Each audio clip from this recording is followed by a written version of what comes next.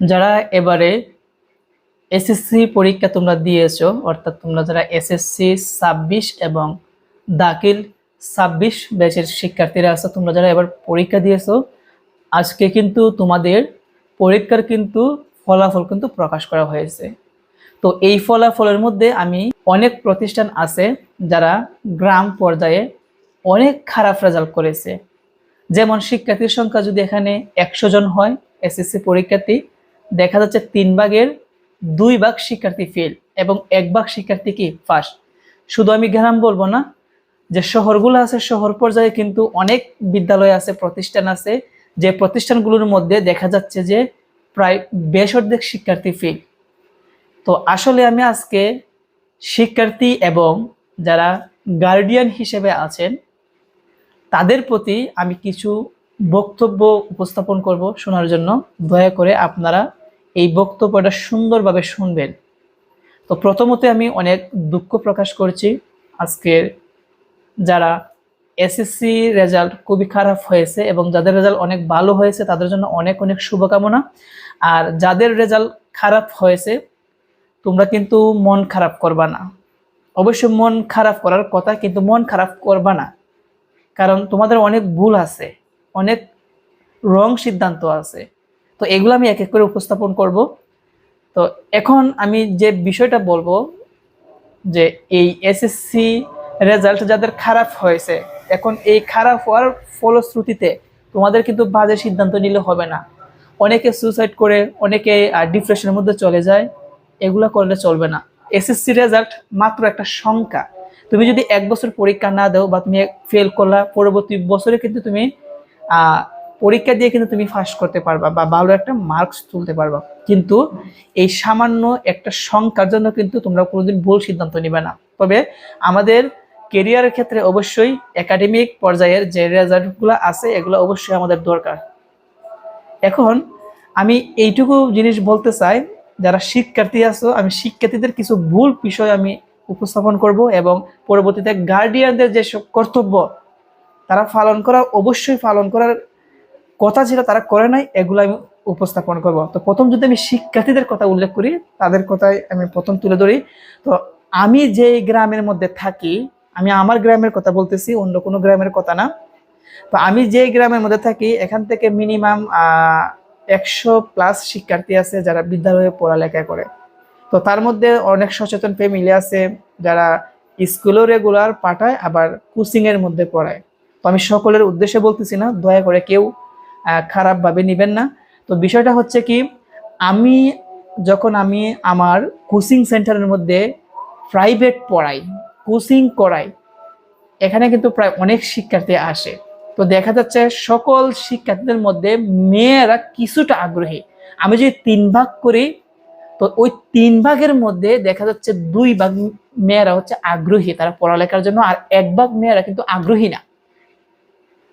ছেলেদের মতন যারা বোকাটির ছেলেরা আছে, যে খারাপ বন্ধুদের সাথে চলাফেরা করে সে নিজেও খারাপ হচ্ছে, ওই রকম কিছু মেয়েরা আছে। আমি সকল মেয়েদের উদ্দেশ্যে বলতেছি না, ওই সকল কিছু মেয়েরা আছে যারা পড়ালেখায় মনোযোগী না। বুঝতে পারছো বিষয়টা?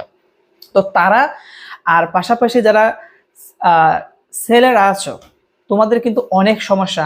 আমার কোচিং সেন্টারের মধ্যে বা আমাদের যে এলাকার মধ্যে বিদ্যালয় আছে, হাই স্কুলটা আছে, ওইখানে শিক্ষার্থীরা বিদ্যালয়ে রেগুলার ক্লাস করে না।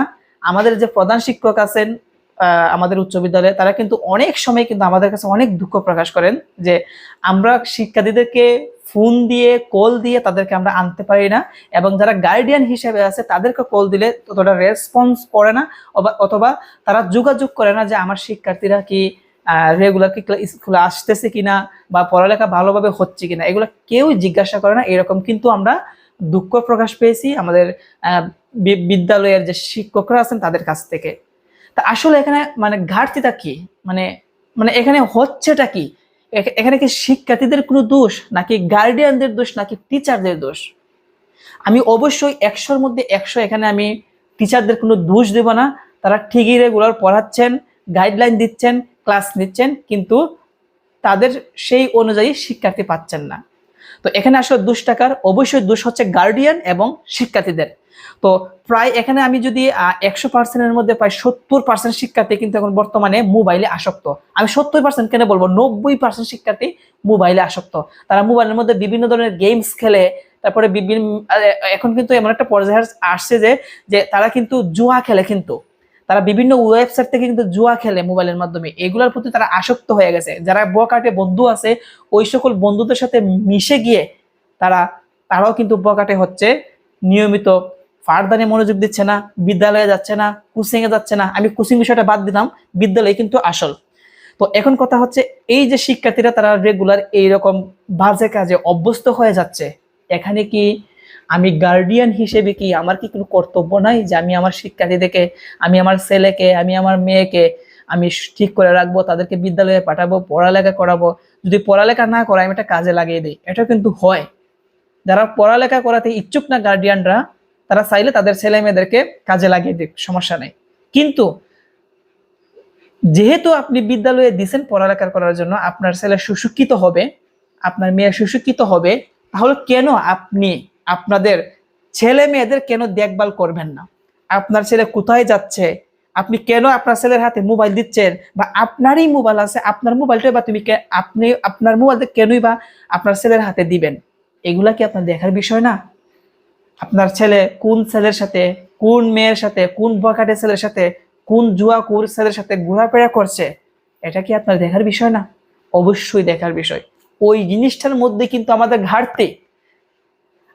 একজন অভিভাবক হিসেবে অবশ্যই তার ছেলে কোথায় যাচ্ছে, কি করতেছে, এগুলা কিন্তু অবশ্যই দেখা দরকার। কিন্তু আমি গ্রাম পর্যায়ে বলতেছি, শহর পর্যায়ে আমি জানি না, আমাদের গ্রামের কথাই বলি, তারা কিন্তু মোবাইলে বেশি অংশ আসক্ত। কোনো বিদ্যালয়ে যায় না, টিচাররা বিদ্যালয়ের টিচাররা ফোন দিয়ে তাদেরকে আনতে পারে না। তাহলে কি এখানে টিচারদের দোষ? না, গার্ডিয়ান এবং যারা শিক্ষার্থী আছে তাদের দোষ। আমি সকল গার্ডিয়ানদের উদ্দেশ্যে বিনীতভাবে দু হাত জোর করে বলি যে আপনারা এখনো সময় আছে, সতর্ক হন। এখন যারা খারাপ রেজাল্ট করছে অবশ্যই আগামীতে পরীক্ষা দিয়ে পাস করতে পারবে, এবং সামনে যারা এসএসসি পরীক্ষা দিবে বা যে কোনো একাডেমিক পরীক্ষা দিবে, তারা যেন কাঙ্ক্ষিত ফলাফল করতে পারে, ভালোভাবে পড়ালেখা করে তাদের আশানুরূপ ফলাফলটা আনতে পারে বা আপনাদের মুখ উজ্জ্বল করতে পারে, ওই রকমভাবে তাদেরকে সময় দেন। তাদের হাতে মোবাইল দিবেন না। তাদেরকে তারা কি করতেছে না করতেছে, কার সাথে চলাফেরা করতেছে, অবশ্যই এগুলা দেখবেন।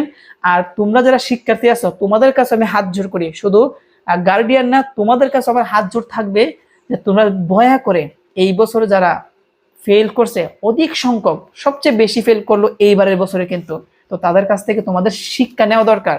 সামনে যারা এসএসসি 27 ব্যাচের শিক্ষার্থী আছো, দাখিল ব্যাচের শিক্ষার্থী আছো, 28 ব্যাচের শিক্ষার্থীরা আছো, তোমাদের কাছে আমার অনুরোধ থাকবে তোমরা রেগুলার বিদ্যালয়ে যাও।